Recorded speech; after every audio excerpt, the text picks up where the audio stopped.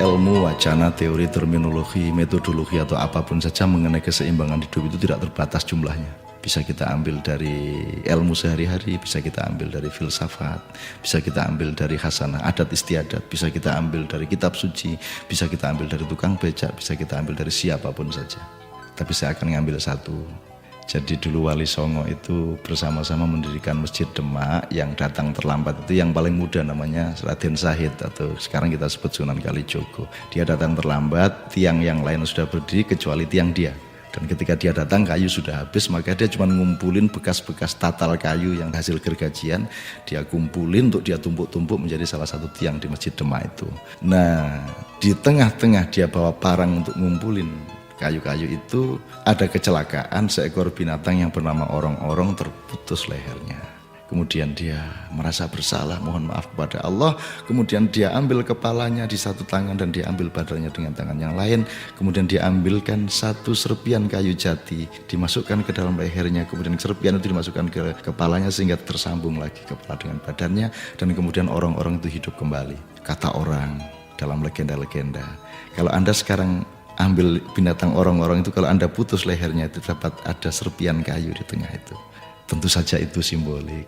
Sunan Kalijogo tidak melakukan itu semua. Itu adalah ajaran yang sifatnya, kalau bahasa Jawa, sanepan ya. Jadi itu amsal kalau dalam Al-Quran. Jadi maksudnya kalau engkau ingin menemukan kesejatian hidup, dan itulah patokan atau itulah akar dari yang disebut keseimbangan hidup.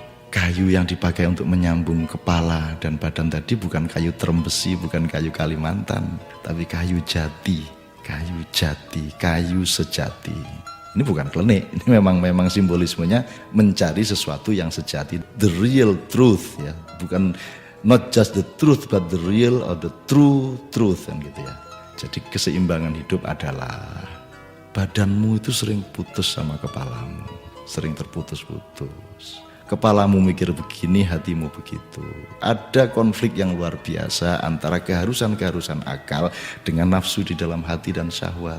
Maka selalu disambung dengan kesejatian antara kepala dengan badan, antara pikiran dengan perasaan, antara zikir dengan fikir, antara intelektualitas dengan spiritualitas, antara nurani dengan kecerdasan. Itu selalu dikawinkan, dinikahkan terus-menerus.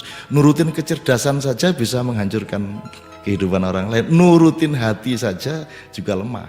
Jadi harus ada manajemen interrelatif antara akal dengan perasaan, antara hati dengan pikiran, antara kecerdasan dengan kelembutan, kan gitu. Nah, jadi keseimbangan hidup antara lain adalah tiap hari kita mengamati pikiran kita gimana, hati kita bagaimana, kita ukur terus pelan-pelan dan kita hanya melangkahkan kaki kalau sudah ada kesepakatan antara kepala dengan badan kita. Kalau tidak, kita akan kena parangnya Sunan Kalijogo, terputuslah leher kita dan tergeletaklah kepala kita dari badan kita. Kira-kira gitu simbolismenya. Terima kasih.